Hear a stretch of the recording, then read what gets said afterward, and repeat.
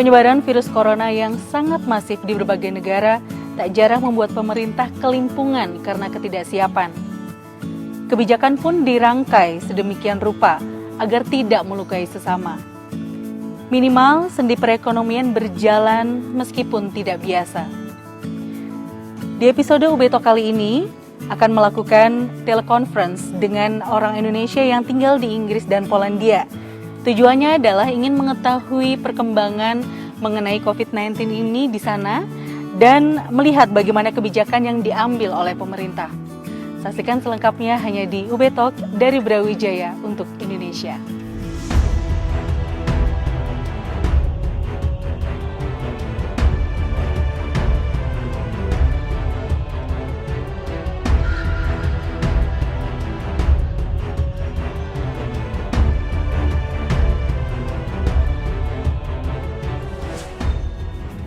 Halo sahabat Dewi TV, bagaimana kabar Anda?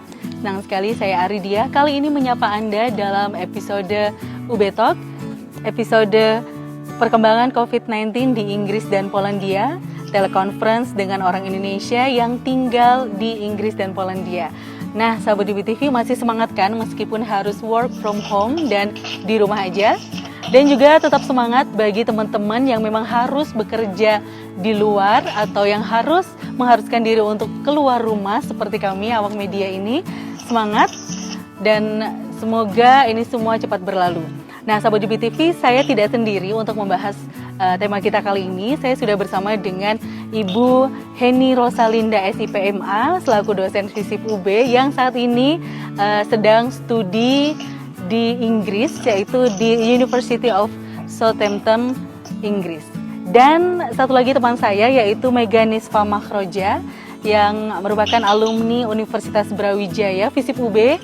Kemudian beliau juga salah satu dosen di perguruan tinggi di Nusa Tenggara Barat, Indonesia. Dan beliau juga saat ini posisinya sebagai pelajar di Polandia, yaitu di Collegium Civitas. Langsung saja kita sapa teman-teman saya dan Bu Heni, apa kabar? Halo Ega, halo Bu Heni. Halo Mbak Ya. bersama di BTV. Ya. Ini sehat semua ya, Bu Heni, sehat? Alhamdulillah, terima kasih berkat doanya. Iya. Ega, gimana nih Ga di Polandia, Ga? Alhamdulillah Polan sehat, aman semuanya. Oke, nah Semoga teman-teman di sini juga sehat ya. amin, insya Allah, amin ya. Nah, gimana nih kondisi terkini mengenai COVID-19 di Inggris dan di Polandia khususnya? Sebelum saya cerita kondisinya, saya ralat dulu. Saya kuliahnya di University of Portsmouth, bukan? Oh, Portsmouth, oh ya, sorry. Portsmouth. Di Portsmouth ya, di selatan, di ujung selatan Inggris. Oke, baik Ibu. Saat ini kondisi di Inggris, saya yakin teman-teman juga banyak melihat atau kalau di Google ya gitu, bahwa memang kita masih berada dalam kondisi yang relatif sama dengan di Indonesia ya. Per kemarin itu datanya ada 47.800-an kasus positif dan yang meninggal sudah hampir menembus angka 5.000, 4.900 sekian gitu. Oke. Sekarang udah naik lagi kayaknya Bu ya? Sudah hampir 5.000, 4.900 ya, 4.934 per 5 April kemarin. Artinya memang kondisinya sama, kita was-was seperti kondisi di Indonesia gitu, jumlah terus meningkat, pihak kesehatan juga semakin khawatir karena fasilitas kesehatan yang sangat terbatas, dan sekarang yang lebih mengkhawatirkan adalah variasi korban yang meninggal, tidak hanya orang-orang yang berusia lanjut atau rentan, tapi juga mulai ada yang meninggal usia 32, 13, bahkan anak 5 tahun meninggal di sini. Anak 5 tahun Ibu. Oke, biasanya kita tahu ada kasus meninggal gitu. Oke, biasanya kita tahu kalau misalnya biasanya kita kalau misalnya kita tahu di kasusnya ini banyak kenanya itu adalah orang-orang di usia lanjut begitu ya Bu ya. Ini ada anak-anak umur 5 tahun dan usia 30 tahun juga gitu ya. Terbaru. Oke, kemudian kita mulai semakin khawatir. Iya, betul. Kemudian Ega gimana Ga di Polandia Ga? Oke, ya kebetulan di Poland sebenarnya awal-awal itu kasusnya nggak terlalu banyak, mulai dari awal-awal Maret itu sekitar satu atau dua kasus, dan itu pun nggak di Warsaw. Tapi itu kasusnya mulai meningkat sekitar pertengahan Maret. Jadi sampai kemarin per 5 April kemarin datanya sudah 4.102 kasus positif terinfeksi. Ya, ada peningkatan sebelumnya sekitar 475 kasus, yang meninggal ada 94 orang, dan pasien pulihnya 134. Jadi kalau dari sisi perbandingan di Poland, alhamdulillah untuk persentase yang meninggal dan yang sembuh serta dari jumlah kasus nggak terlalu besar, cuman kita tetap khawatir. Jadi gitu. Yeah. Persebaran utamanya di Warsawa, mungkin karena ibu kota Warsawa ya. Akhirnya beberapa sekolah mulai libur sebenarnya mulai awal Maret, cuman kita akhirnya pemerintah Perdana Menteri ini memutuskan lockdown per 15 Maret ya untuk lockdownnya itu ya. Oke. Kemudian kalau misalnya kita lihat ini kan angka untuk yang di Polandia ini kalau bisa dibilang itu 4.000 ini cukup ya, maksudnya cukup banyak gitu ya. Di Inggris ini juga sangat banyak ya Bu Heni ya. Nah, bisa disampaikan Ibu ini apa sih yang sebenarnya yang menyebabkan di Inggris ini angkanya itu meningkat dan banyak gitu Bu? Ini sampai 48.000 ya Bu per hari ini Bu ya. Banyak sebenarnya asumsi yang beredar tentang kenapa angkanya kok sangat melonjak gitu. Ya. Kita udah sama dengan China mungkin. Ya. Kalau asumsi yang banyak beredar itu mengatakan bahwa karena kita telat sebenarnya melakukan langkah-langkah yang harus diambil. Sebenarnya dari awal tuh kita harusnya sudah lockdown dan sebagainya. Karena kalau memang pernah dengar ceritanya, pemerintah Inggris awalnya sebelum melakukan lockdown itu sempat ingin mencoba melakukan herd immunities gitu ya, jadi imunitas herd gitu. Awalnya sebelum mengambil kebijakan lockdown, herd immunity aja, artinya nggak apa-apa masyarakat terpapar, tapi sehingga kemudian nanti mereka akan muncul kekebalan tubuh dari dalam setelah mereka terpapar. Tapi kan itu sangat beresiko karena kan dan mengerikan ya Bu ya. Nah akhirnya kemudian NHS itu National Health System Inggris gitu ya, itu kewalahan korban penderita terlalu banyak, akhirnya kemudian diputuskan lockdown itu sangat terlambat. Saya pikir bahkan setelah tanggal 15, kalau tadi di Polandia 15 Maret ya, kita seminggu setelah itu, jadi terlambat mengambil langkah-langkah. Oke, setelah tanggal 15, artinya kalau misalnya itu angkanya sudah tinggi, itu berarti diawali dari sejak bulan Januari atau Februari begitu ya Bu ya? Enggak sih, sebenarnya kita tuh awal-awal atau memang Maret? Itu Maret akhir Februari gitu, itu masih itu masih sedikit sebenarnya. Tapi kemudian setelah Maret itu eksponensial banget gitu. Per minggu kemarin aja korban meninggal itu dari 200, besoknya 500, kemudian 700. Nah kemarin itu turun sedikit, tapi kemudian peningkatannya sangat Peningkatannya langsung cepat ya Bu ya? Day to day. Oke, baik. Ibu, ini saya juga penasaran juga dengan yang di Poland ini seperti apa.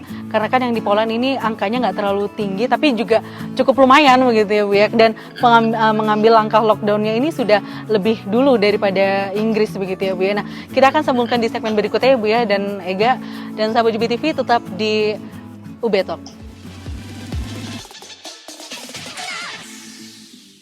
Kembali lagi di UB Talk. Nah, kali ini kita masih bersama dengan Bu Heni dan Ega yang ada di Inggris dan Polandia, di mana kita lagi berbincang mengenai kondisi terkini di Inggris dan Polandia. Kenapa di Inggris dan Polandia? Sebenarnya ini random aja sih ngambil negara-negara yang di luar Indonesia, karena kita ingin melihat bagaimana penanganan COVID-19 di sana. Gitu ya. Nah, kalau tadi Bu Heni bilang kalau misalnya di Inggris ini terbilang cukup telat begitu ya Bu ya untuk penanganan lockdownnya, yang benar-benar memang lockdown semuanya. Kalau di Polandia gimana Ga? Ini kan tadi katanya disampaikan cepat juga begitu ya penanganannya ya? Di Poland itu kayaknya sih menurut saya sih sudah cukup cepat penanganannya, karena walaupun sebelum pemerintah resmi melakukan lockdown, beberapa sekolah itu sudah antisipatif untuk meliburkan sekolahnya. Jadi ada yang kasihan, teman-teman baru pulang dari Indo ngurus visa, baru datang sehari 2 hari, taunya libur sampai libur. ada yang sampai 1 semester. Jadi atau gitu di rumah aja gitu ya. Jadi cukup cepat sih, cukup cepat keputusan lockdownnya bisa dibilang.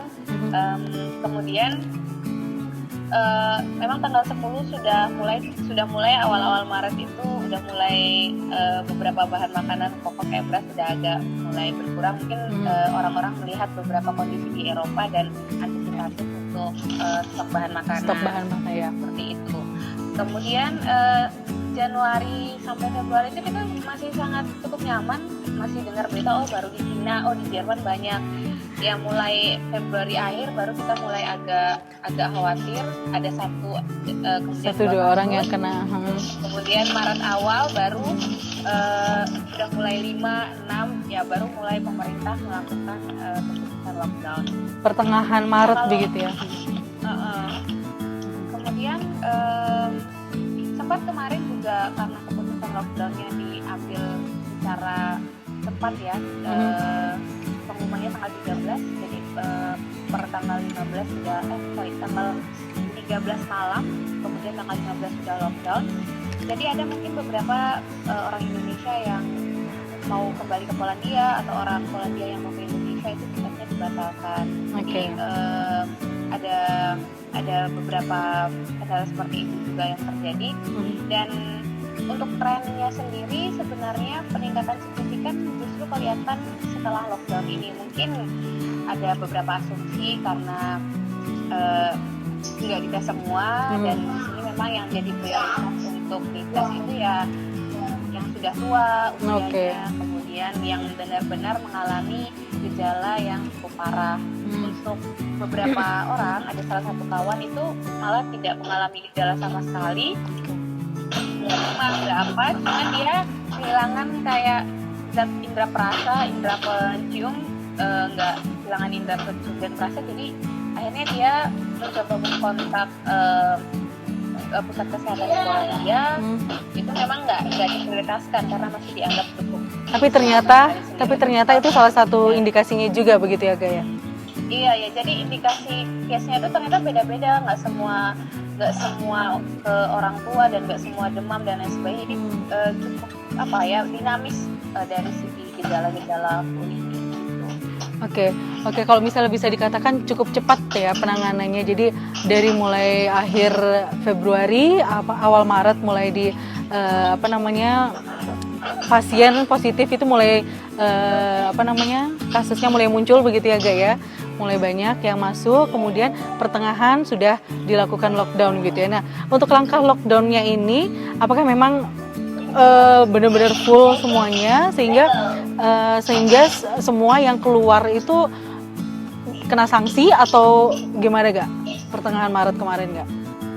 Untuk pertengahan Maret awal lockdownnya itu dimulai nggak terlalu ketat. Dia dimulai dengan memang pembatasan nggak boleh berkelompok di atas 15 orang, seluruh kampus libur. Kemudian masuk supermarket itu dibatasi, masuk apotek dibatasi, toko-toko dibatasi jam bukanya. Kemudian belum ada sanksi denda sama sekali. Cuma per 1 April kemarin baru dia aturannya lebih ketat, mungkin melihat peningkatan yang sangat signifikan dari sekitar 2.000 tiba-tiba lonjakannya sampai ratusan, sampai sekarang 4.000 itu per 1 April mulai dikenakan denda untuk yang keluar dengan keperluan yang tidak penting, untuk perjalanan keluar kota, terus beberapa toko, salon, tempat-tempat pijat dan lain sebagainya itu ditutup, tempat-tempat hiburan mulai ditutup, kemudian pembatasan jam untuk beberapa toko, dan ada waktu khusus untuk lansia sekitar pukul 10 sampai pukul 12. Untuk membeli keperluan ya Gaya? Iya, jadi kemudian jaga jarak, moda transportasi umum masih ada, cuman dia rentang waktunya agak lama, kita tunggunya biasa 10 menit, bisa 20 menit sekali. Dan kita untuk tombol-tombol di bus, di jalan-jalan yang kita pencet biasanya tuh ditutup, tidak boleh dipencet, soalnya mengurangi resiko-resiko itu. Dan di supermarket juga kita difasilitasi dengan sanitizer sama sarung tangan free. Oke. Jadi lebih ketat per 1 April. Lebih ketat per 1 April ini ya. Oke. Kalau misalnya di Inggris sendiri gimana Bu? Ini kan kalau tadi Bu Heni bilang sekarang itu sudah mulai ini ya Bu ya, sudah mulai ngambil langkah lockdown semuanya begitu ya Bu ya. Nah, kalau misalnya sekarang kehidupan maksudnya untuk memenuhi kebutuhan hidup sehari-hari di sana ada kesulitan kah Bu, atau itu tadi ada pembatasan di supermarket, di tempat-tempat toko-toko dan lain sebagainya? Sebenarnya kalau lockdown ala Inggris itu kita masih boleh keluar untuk yang pertama membeli makanan, yang kedua membeli obat-obatan, yang ketiga olahraga. Itu masih boleh ya Bu ya? Gitu. Masih boleh. Nah, ke supermarket juga sebenarnya kita itu sebenarnya nggak masalah, distribusi barang ada, barang-barang harganya juga nggak naik, ada sebenarnya. Cuman dibatasi seperti tadi yang Eka jelasin, jadi dibatasi masuknya supaya di dalam nggak terlalu banyak orang, ada space. Ada space-nya begitu. Nah, permasalahan yang baru terjadi adalah karena sebenarnya Inggris tuh per kemarin atau per hari ini gitu, kita sudah 2 minggu lockdown. Nah, sekarang tuh kan cuaca cerah banget gitu. Banyak orang yang kemudian keluar kemarin. Itu orang pada keluar rumah, mereka berjemur mungkin dengan alasan olahraga gitu. Nah, ada kemungkinan tadi malam mulai keluar wacana di Inggris bahwa akan beristrik juga nggak boleh olahraga kalau karena kan tingkat kematian terus meningkat. Tapi sampai sekarang sebenarnya kita masih boleh keluar untuk beli makan atau beli obat atau olahraga. Kemudian Bu, dari Kedutaan Besar Indonesia sendiri di Inggris, ini bagaimana Bu penanganannya untuk teman-teman Indonesia yang ada di sana? Alhamdulillah di KBRI itu mereka mengadakan Zoom juga kayak gitu ya, conference juga per wilayah gitu. Kemarin saya juga sempat ikut wilayah saya gitu. Mereka menyediakan telepon hotline karena gini, kalau seandainya udah ada prosedurnya, kalau di Inggris tuh memang kalau misalnya ada orang yang merasa memiliki gejala itu, yang pertama kalau itu tidak terlalu, yang pertama jelas mereka nggak boleh ke rumah sakit, apalagi kalau itu tidak terlalu berat, mereka harus self isolation aja, mereka home remedies, berusaha menyembuhkan di rumah. Gitu. Nah, kalau memang ternyata gejalanya udah mulai severe atau akut, mereka boleh telepon NHS 111. Nah, tapi kan dengan situasi sekarang yang agak anarkis ya, jadi telepon susah dan lain-lain, betul. Kita boleh telepon ke KBRI dan KBRI akan memberikan bantuan.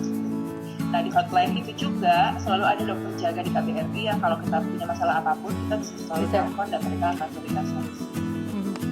Berarti sudah ini ya Bu ya, untuk dari KBRI, dari Kedutaan Besar sendiri, untuk masyarakat Indonesia yang ada di sana memang sudah penanganannya sudah baik begitu ya Bu ya, untuk pengaduannya segala macam gitu ya. Ega, ini saya nanti akan ke Ega. Bagaimana juga penanganan dari Kedutaan Besar Indonesia sendiri yang ada di Polandia untuk warga Indonesia yang ada di sana. Tapi setelah yang ini Ega ya. Sahabat UB TV tetap di UB Talk. Anda masih bersama kami. Kita masih membahas mengenai bagaimana perkembangan COVID-19 ini di Inggris dan di Polandia, di mana kami sedang telekonferensi dengan teman-teman kami dan salah satu dosen kami, yaitu Bu Heni dan Ega yang berada di Inggris dan di Polandia. Nah, tadi kita sudah mendengar bagaimana Kedutaan Besar Indonesia yang ada di Inggris merespon dengan adanya COVID-19 ini begitu ya, sahabat UB TV. Nah, kita sekarang ingin mendengarkan bagaimana Kedutaan Besar Indonesia merespon penyebaran COVID-19 ini untuk penanganannya untuk warganya Indonesia yang ada di Polandia. Kita langsung aja ke Ega nih. Ga, gimana nih Ga? Kedutaan Besar yang ada di sana nih. Jadi alhamdulillah juga kita di kedutaan ini sangat responsif, sangat memfasilitasi kita. Jadi kita ada juga sama seperti di Inggris, ada Zoom conference dengan ibu dubes dan beberapa petugas pegawai kedutaan. Jadi menceritakan masalah negara kita, Oke. wilayah juga kemarin, tapi yang di Poland. Kemudian KBRI selalu mengupdate jumlah perkembangan COVID-19 dan perkembangan kebijakan pemerintah Polandia. Data perkembangan kasusnya biasanya diupdate sehari 2 kali. Kemudian kebijakannya juga sangat diupdate dan menyediakan hotline untuk kita kalau misalnya ada permasalahan atau ada gejala-gejala dan lain sebagainya. Tetap komunikasi ya, Gak ya? Kebanyakan ya. Ya, jadi komunikasinya memang sangat terbentuk gitu ya. Itu ketika banyak masalah lain yang mungkin sebenarnya bukan cuma masalah kesehatan COVID ini, karena kita pertama mahasiswa, masalah izin tinggal, kita kan bulan-bulan ini banyak yang ngurus perpanjangan izin tinggal, kantor nggak buka, jadi alhamdulillah untuk teman-teman yang di pelajar atau pekerja yang ada di Polandia itu diberikan visa untuk perpanjangan izin tinggal selama masa COVID hari. Kemudian dibantu memfasilitasi hal-hal seperti itu terkait kondisi dan kemudian izin tinggal dan lain sebagainya selama pandemi ini. Dan alhamdulillah kemarin juga tanggal 20-an Maret KBRI juga memfasilitasi warga negara Indonesia yang mau pulang ke Polandia dengan penerbangan langsung dari Warsawa ke Denpasar, Bali. Jadi kebanyakan tenaga kerja dan sedikit pelajar atau yang memiliki keluarga di Indonesia. Berarti itu dari Kedutaan Besar Indonesia juga memfasilitasi itu ya bagi warga Indonesia yang ingin pulang karena di sana nggak ada pekerjaan begitu ya, Gak ya?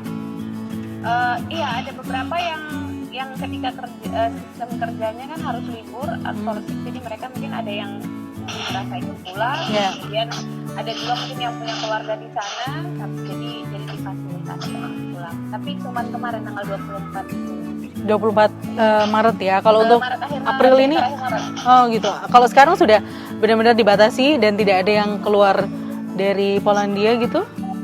Iya, sudah dibatasi. Kemarin kebijakannya untuk lockdown sampai setelah Paskah, cuman nggak tahu lagi, mungkin akan ada pengumuman lagi perkembangannya seperti apa, melihat ini sudah semakin tinggi kasus yang ada, tapi semoga aja semua cepat normal kembali. Oke, baik, amin ya. Nah, Bu Heni, kalau misalnya dari sistem informasi nih ya, kalau misalnya di Indonesia itu kan banyak kayak informasi yang beredar itu banyak yang simpang siur, kemudian banyak yang informasi yang hoax yang kalau misalnya kejelasannya itu nggak bisa dipertanggungjawabkan begitu ya, Bu ya. Nah, kalau di pemerintah Inggris sendiri ini untuk kepada warganya ini bagaimana, Bu, untuk sistem informasinya di sana mengenai penyebaran COVID ini, Bu? Kalau memang ada kayak semacam, kita biasanya kalau saya sih buka BBC gitu ya, atau kemudian mereka kirim SMS gitu kan, kita tiba-tiba terima SMS dari NHS seperti itu gitu. Cuman berita hoax sih nggak se-epic di Indonesia ya, sebanyak di Indonesia gitu. Jadi memang mungkin nggak ada budaya seperti itu gitu ya. Jadi memang karena ini kan masalah yang sensitif ya. Kalau main-main sendiri kan kayak mungkin mereka berpikiran seperti itu gitu. Jadi memang kita selalu akses ke Sky atau akses ke BBC, kita lihat beritanya di situ, selalu ada kan perhitungan berapa korban dan sebagainya gitu. Jadi kita biasanya selalu berarti update-nya setiap harinya itu memang sudah ada update dari pemerintah begitu, Bu ya? Dan ada link website. Setiap hari jam 2 siang. Jam 2 siang itu memang ada gitu ya, Bu ya, update-nya. Wah. Berarti kayaknya ini harus ditiru oleh Indonesia ya, Bu ya.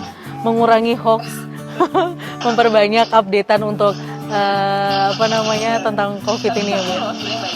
Tapi kita jangan langsung percaya ya, karena ya, betul. Saya berpikir bahwa makanya orang Indonesia imunnya bagus banget ya, karena memang mereka selalu sense of humor-nya itu luar biasa.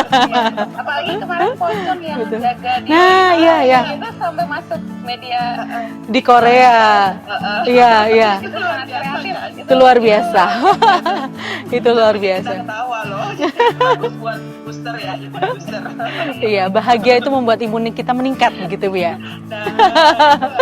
Iya. Baik.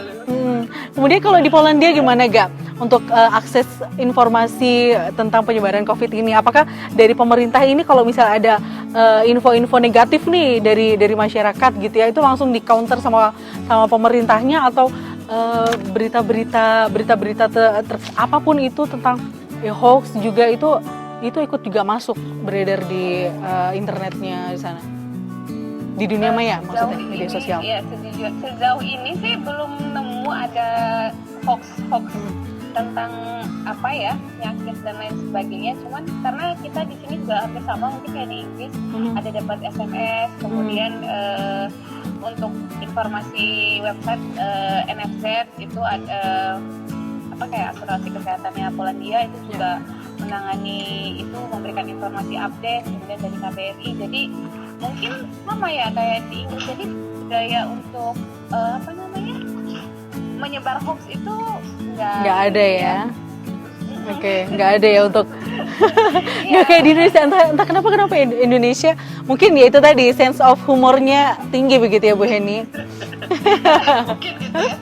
Ya, oke, baik. Kemudian ini kalau dari pemerintah terkait dengan penanganan COVID-19 ini, bagaimana sih himbauan yang diberikan oleh pemerintah kepada masyarakat ya, kepada warganya? Apakah langsung misalnya kebijakannya langsung strict kepada masyarakatnya, atau memang kalau yang saya lihat di Polandia itu bertahap begitu ya untuk pemberian himbauan-himbauannya. Nah, ini gimana? Mungkin dari Ega dulu atau Bu Heni? Dari Ega boleh. Oke, Ega. Iya, buat pemerintah ya mungkin ada banyak pertimbangan, masalah ekonomi, kemudian masalah sosial dan lain sebagainya yang menjadi pertimbangan, dan budaya masyarakat kita juga agak berbeda dengan budaya masyarakat yang ada di luar negeri ya, di Korea, dan kedisiplinan dan lain sebagainya. Cuman menurut Ega sih perlu ada tetap lockdown di beberapa wilayah tersentral, mungkin kayak pusat-pusatnya seperti Jakarta, Surabaya, dan Bali kayak yang ditetapkan di China. Dan untuk wilayah-wilayah lain bisa melakukan kayak PSBB skala besar. Pembatasan sosial skala besar. Pembatasan sosial berskala besar ya itu. Jadi untuk beberapa wilayah yang mungkin dari sisi jumlah korban yang tidak terlalu besar itu mungkin masih bisa dilakukan PSBB. Tapi untuk wilayah-wilayah seperti Jakarta itu sepertinya sebaiknya dilakukan lockdown, walaupun sisi ekonomi mungkin nanti akan berdampak. Jadi inilah sih bagaimana sebenarnya menurut Ega pribadi pemerintah mampu mengelola anggaran di tengah krisis. Katanya UN nggak jadi ya, nah anggaran UN itu mungkin bisa dialihkan ke penanganan COVID dan lain sebagainya, anggaran-anggaran yang mungkin tidak krusial bisa dialihkan. Intinya adalah bagaimana sebenarnya diharapkan pemerintah juga menjadi tiang dan support system penanganan COVID. Di sisi lain juga masyarakat bisa terjun aktif, kemudian tokoh-tokoh masyarakat, dan kita juga mungkin sebagai pelajar, teman-teman media juga. Tapi saya lihat sih juga di Indonesia sudah cukup masif sih pergerakan teman-teman untuk melawan COVID ini. Yang cukup sedih sih melihat relawannya memang kita banyak gak yang turun untuk penanganan COVID ini. Jadi kalau dari pemerintah juga ya turun juga, tapi yang luar biasanya bahwa relawan-relawan ini mulai muncul di seluruh Indonesia, bahkan untuk sama-sama bekerja sama mengurangi penyebaran COVID ini ya. Nah, Bu Heni, nanti kita lanjutkan lagi terkait dengan PSBB tadi ya, pembatasan sosial berskala besar yang ada di Indonesia. Ini nanti saya minta tanggapannya dari Bu Heni sendiri ya. Oke, sahabat UBTV tetap di UBTalk. UBTalk.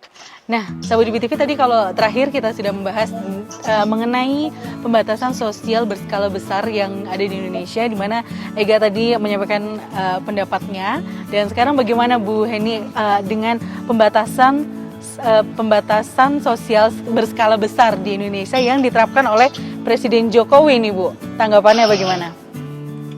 Iya, saya setuju banget ya, karena memang kalau untuk di Indonesia jumlah populasinya lebih besar, memang harus benar-benar menjadi peraturan yang memang harus dijelaskan kepada semua orang, semua dapat akses informasi yang sama, kemudian juga harus difasilitasi dengan benar gitu. Artinya kebijakan itu muncul, tapi kemudian apa yang segala sarana prasarana fasilitas memang harus didorong untuk untuk menyukseskan kebijakan itu.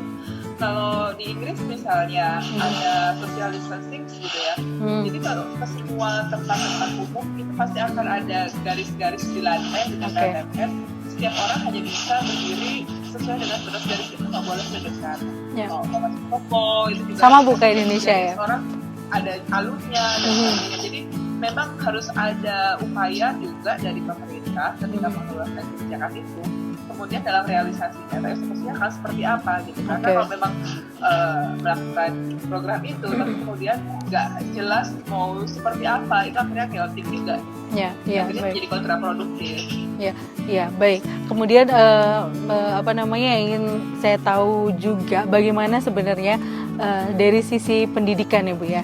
Kalau di Indonesia pendidikannya ini dari mulai PAUD, SD, SMP, SMA sampai perkuliahan ini sudah belajar di rumah begitu Bu. Belajar di rumah dan nanti assignment-nya itu memang langsung dikumpulkan. Jadi mereka sekolahnya daring begitu Bu. Nah, kalau di Inggris dan Polandia sendiri ini bagaimana untuk sistem pendidikan di sana? Sistem pendidikannya dulu, nanti kita akan berbicara mengenai sistem ekonominya Bu ya. Siapa dulu? Oke, Bu ini boleh. Kebetulan anak saya satu kelas 1 SD, satu kelas 9. Sama sih seperti di Indonesia. Jadi sekarang semuanya serba school from home gitu ya. Cuman menariknya saya melihat sih karena kalau anak saya kelas 9 dia udah mandiri, tapi kalau yang kelas 1 harus masih setmani. Setiap minggu guru akan kirim materi-materinya. Cuman materi-materinya itu saya pikir mungkin saya nggak ngerti kalau di Indonesia mungkin kalau lihat adik-adik saya gitu pada mengeluhkan gitu ya, tapi mungkin nggak seberat itu bebannya karena banyaknya nonton YouTube dan YouTube itu udah kayak sistem universitas terbuka gitu, di situ udah ada tutorial. Kemudian setiap jam 9 itu olahraga, jadi kita setel YouTube olahraga dulu dan sebagainya gitu. Jadi nggak terlalu berat, tugas-tugasnya juga nggak terlalu banyak, dan secara berkala guru akan menelpon kita untuk menanyakan bagaimana anaknya dan sebagainya, apakah sehat, sebagainya, seperti itu gitu. Kemudian tugas-tugasnya memang diarahkan kepada hal-hal yang mengenalkan corona dan sebagainya, memberikan dukungan kepada frontliner itu dengan menggunakan pelangi, menempelkan ke jendela. Mereka membuat buku-buku tentang apa itu corona dengan gaya bahasa mereka dan sebagainya. Kemudian pendidikan tentang corona itu juga masuk ke mereka begitu ya Bu ya. Kepada mereka ya. Inspiratif. Di Indonesia ujian semua ditiadakan. Anak-anak kemudian otomatis lulus gitu ya, walaupun mereka sekarang udah mulai bosan. Dan sampai kapan ini terjadi kita belum tahu. Jadi sekolah bilang sampai further notice gitu. Jadi kita nggak tahu sampai kapan kita jadi guru mereka di rumah gitu ya. Bukan hanya pendidikan mereka, pendidikan kita juga sebenarnya agak-agak challenging juga buat kita. Karena masih sambil bekerja juga ya Bu ya. Iya betul. Nah ya kalau misalnya terkait dengan pendidikan ini, kalau tidak salah di Indonesia itu memang assignment yang diberikan kepada orang tua pada saat atau murid yang ketika mereka di rumah ini bisa dibilang cukup berat karena cukup berat jika dibandingkan dengan orang tua yang ada di rumah gitu Bu. Maksudnya orang tua yang memang pekerjaannya bukan untuk mengajar anak saja, tapi kan ada pekerjaan lain yang memang harus dikerjakan. Nah ini jadi salah satu masalah sendiri juga karena banyak juga ibu-ibu yang ada di sini itu pusing gitu dengan pekerjaan rumah yang diberikan oleh sekolah pada saat school from home gitu Bu ya. Saran saya sebenarnya kalau belajar dari sini adalah mekanisme bahwa guru itu harus menerima masukan, itu harus dipertimbangkan. Artinya kalau di sini juga kalau terlalu berat kita nelpon gurunya atau email gurunya bahwa itu terlalu berat, akhirnya guru akan mengurangi tensi. Seperti misalnya contohnya kalau anak saya pertama dia itu seneng gitu, malah dia kerjain banget paketnya udah mau selesai, itu pun guru akan bilang, nak kamu jangan sampai selesai, kerjain aja dikit-dikit, upayakan. Bahkan ini minggu depan adalah libur Paskah, kamu nggak usah pegang buku ya, karena dalam hari normal itu adalah hari libur, nggak usah belajar, kamu libur aja gitu. Akhirnya balance gitu antara beban terlalu berat atau terlalu ringan, itu harus seimbangkan. Intinya adalah komunikasi antara orang tua dan pihak sekolah begitu ya Bu ya, untuk bagaimana si anak ini atau si siswa ini di rumah itu mereka juga tidak terbebani dengan pekerjaan rumah dan pun orang tuanya begitu ya Bu ya. Betul, dan guru harus merespon. Harus merespon. Oke, karena mungkin tidak semua ibu rumah tangga di rumah yang bekerja, yang di rumah ini tidak semua mereka tuh guru gitu ya Bu ya. Betul. Nah, juga pusing loh. Iya. Nah kalau Ega sendiri gimana nih Gak di sana pendidikannya? Hampir sama. Jadi kalau untuk pendidikan, kebetulan anak-anak belum usia sekolah itu masih 3 tahun. Jadi memang hari-hari main dan belajar di rumah.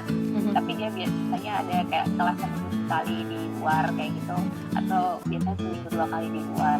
Jadi nggak terlalu banyak tahu untuk pendidikan anak-anak. Cuman kalau di kampus ya bersama dengan di Indonesia kita sudah mulai kuliah online, kemudian ujian pun sudah mulai semuanya serba online kayak gitu. Jadi gitu ya. Kalau ditanya soal untuk sekolah anak ini kayaknya masih belum, masih nanti ya. Berarti pusingnya masih belum nambah Bu Heni, masih pekerjaan sekolahnya dulu, mahasiswanya aja gitu ya Bu ya. Masih nggak ngaruh gitu ya. Masih nggak ngaruh ya. Oke, baik. Kemudian dari segi perekonomian nih, di Polandia dan di Inggris ini kan memang sudah lebih dahulu melakukan lockdown menyeluruh ya, untuk semua kawasan atau semua wilayah yang ada di sana terkait dengan penanganan COVID ini. Nah, bagaimana dengan perekonomian yang di sana? Karena kalau misalnya di sini itu banyak yang menyaksikan kalau misalnya lockdown ini di Indonesia ini kayaknya akan goyangnya tuh goyang banget gitu ya. Ini bagaimana di sana? Bu Heni atau Ega dulu? Gimana Ga? Di Poland karena memang keputusan lockdown sudah diambil, jadi pemerintah otomatis punya tanggung jawab sosial dan moral ke masyarakat. Kemarin sih terakhir untuk sekitar awal ketika keputusan lockdown diambil itu, pemerintah sudah menyampaikan bahwa akan ada dana subsidi tambahan sekitar 212 miliar zloty uang Polandia yang setara sekitar 9,12 APBD untuk menunjang atau membantu sektor-sektor yang mengalami kerugian, karena juga dari segi bisnis pastinya kan penurunan kolaps ya. Kafe, kemudian pertumbuhan ekonomi intinya sangat-sangat terganggu. Jadi dana itu diperuntukkan untuk membantu upah karyawan di perusahaan-perusahaan yang terkena dampak krisis, kemudian omset-omset yang berkurang dan lain sebagainya itu. Dan kemudian pemerintah juga tetap menjaga stabilitas kebutuhan bahan makanan. Alhamdulillah sih untuk bahan makanan kita nggak kekurangan sama sekali. Cuman kayak beras gitu yang agak langka, tapi kalau sayur-sayuran malah justru beberapa produk makanan didiskon mungkin biar cepat habis nggak busuk. Jadi stimulus seperti itu yang dilakukan pemerintah terkait ekonomi, dan ya semoga cepat selesai dan cepat kondisinya normal aja. Amin ya. Kemudian kalau di Inggris bagaimana Bu Heni?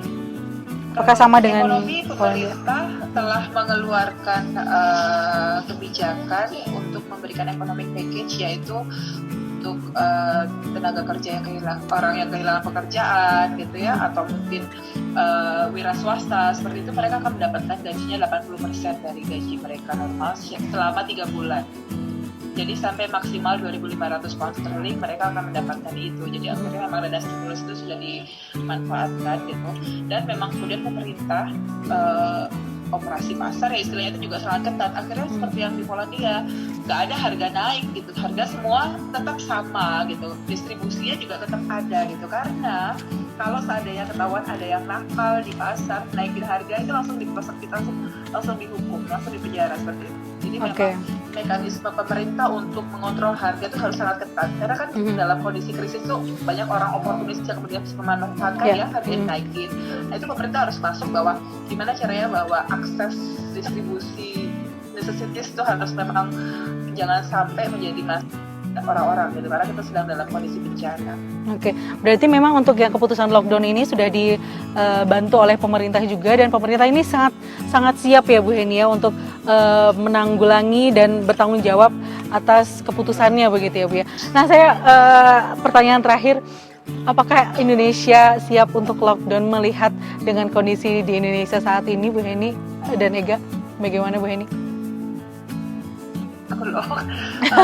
Kita sih nggak bisa, ini kasusnya force majeure ya, kita nggak bisa bilang siap nggak siap, ini harus siap gitu. Harus Kalau siap ya. dipikir memang ini menjadi masalah yang sangat multidimensi, ekonomi, politik semuanya masuk di sini gitu. Tapi harus memperhatikan prioritas untuk masalah nyawa ini gitu. Jadi mau nggak mau memang pemerintah harus mulai melihat lockdown harus dilakukan karena virus ini penyebarannya sangat tinggi. Kalau misalnya influenza 1:1, satu orang menyebarkan ke satu orang, virus ini 1:3. Jadi satu orang sangat potensi untuk menyebarkan langsung 3 orang. Dan 80% orang itu asimptosis, dia nggak tahu bahwa dia sebenarnya positif, tapi karena tidak menunjukkan gejala dia merasa sehat, padahal dia sangat rentan menyebarkan ke langsung 3 orang sekaligus. Bayangkan kalau itu. Jadi memang saya pikir ini bukan masalah siap tak siap, tapi harus, kalau enggak akan lebih susah dampaknya ketika itu sudah terlanjur terjadi, korban semakin banyak dan pihak kesehatan juga semakin kewalahan ya. Dan sekarang juga di Indonesia kan banyak dokter yang meninggal. Betul. Itu akibat ya itu saya pikir ya sampai terjadi seperti itu. Yang di Inggris ini saya pikir sudah agak terlambat lockdownnya. Jadi mau nggak mau Indonesia harus segera mengambil langkah itu. Sebelum seperti Inggris begitu ya, angkanya semakin hari semakin naik begitu ya. Semoga ya, saya nggak ngerti karena kemudian kemarin saya sempat baca berita bahwa ada angka-angka yang sebenarnya tidak terungkap seperti itu. Jadi semoga sih apa yang kita lihat itu yang terjadi dan segera diambil langkah-langkah antisipasi. Oke, baik. Seharusnya memang lockdown ini harus segera lakukan begitu ya Bu ya. Oke, kalau Ega sendiri gimana nih Ga? Siap atau memang harus dilakukan untuk lockdown di Indonesia? Sebenarnya kita siap dan kita punya beberapa banyak, kalau melihat dari sisi anggaran, kalau masalah anggaran sebenarnya ada beberapa anggaran yang bisa disiasati oleh pemerintah, anggaran-anggaran mendadak yang bisa disiasati pemerintah, kita sebenarnya harusnya punya kayak begitu. Jadi kebijakan ini sebenarnya bisa dilakukan di Indonesia ketika pemerintah juga mau, dan harapannya sih ada tindakan-tindakan tegas dari pemerintah, karena biasanya masyarakat kita itu menurut Ega sih punya budaya yang kalau nggak ditegasin itu menganggap remeh, kayak ya awal-awal masih ada yang jalan-jalan dan lain sebagainya. Jadi tindakan-tindakan tegas tidak hanya sebatas himbauan semata itu juga penting untuk menekan jumlah persebaran virus ini, karena di daerah Ega aja di Lombok itu awalnya cuma 2, tiba-tiba ternyata meningkat dan sebagainya. Belum lagi ketambahan penyakit lain yang bukan COVID, ada yang terkena DBD, musim pancaroba. Jadi beban teman-teman tenaga medis itu terus makin besar, alat-alat APBD dan alat-alat kesehatan sangat minim. Jadi mari kita sama-sama berjuang dan semuanya juga untuk lebih sama-sama menjaga, sama-sama saling jaga lah agar selesai. Baik, terima kasih banyak Ega, dan memang dari apa yang sudah terjadi saat ini sepertinya memang keputusan untuk lockdown ini memang sudah harus begitu ya Bu Heni dan Ega, harus dilakukan oleh Indonesia begitu, siap tidak siap, karena ini sudah menjadi pandemi dan wabah seluruh dunia, terutama di Indonesia juga begitu ya Bu ya. Oke, Bu Heni jaga kesehatan, Ega juga terima kasih banyak jaga kesehatannya di sana. Hari juga. Iya, ada yang ingin disampaikan mungkin kepada amin. Ada yang ingin disampaikan? Ini kita masih bisa ketemu ya. Iya. Melalui aplikasi ya Bu ya. Oke, ada yang ingin disampaikan terakhir untuk saudara dan keluarga yang ada di Indonesia, Bu Heni? Ya, kita semua saling mendoakan, kita semua harus yakin bahwa ini semua akan segera berakhir. Kalau kita semua mau bekerja sama, yang kita harus ikhlas bahwa memang sekarang belum bisa keluar, belum bisa bertemu gitu ya. Tapi kita harus yakin kalau kita semua melakukan itikat ini, lockdown dan disiplin stay at home, Nah. kita akan melalui itu dengan lebih baik, dan banyak ternyata hikmah yang kita peroleh gitu ya, kualitas pada keluarga, kualitas kesehatan, kualitas lingkungan juga lebih baik gitu. Jadi saya yakin kita harus selalu berpikir positif, selalu ada hikmah dari semua kejadian atau semua musibah ini. Baik, terima kasih banyak Bu Heni. Ega, ada yang ingin disampaikan untuk semua yang ada di sini, keluarga dan sahabat yang ada di Indonesia? Untuk semua keluarga dan sahabat yang ada di Indonesia, ini adalah salah satu step pendewasaan kita sebagai manusia. Proses self development kita benar-benar kita kembangkan di sini, self development kita, dan ujian ini pasti membawa banyak hal-hal positif ketika kita bisa melewatinya nanti. Jadi intinya nikmati waktu kita bersama keluarga, nikmati apa yang kita alami saat ini sebagai proses pembelajaran untuk menjadi orang-orang yang lebih kuat setelah semuanya selesai. Baik, amin. Semoga ya Ega ya. Baik, terima kasih banyak Bu Heni dan Ega. Salam untuk keluarga yang ada di Inggris, yang ada di Polandia, sehat semua yang di sana. Dan salam juga untuk keluarga yang ada di Indonesia ya. Oke. Baik, nah sahabat ya, amin. Terima kasih banyak.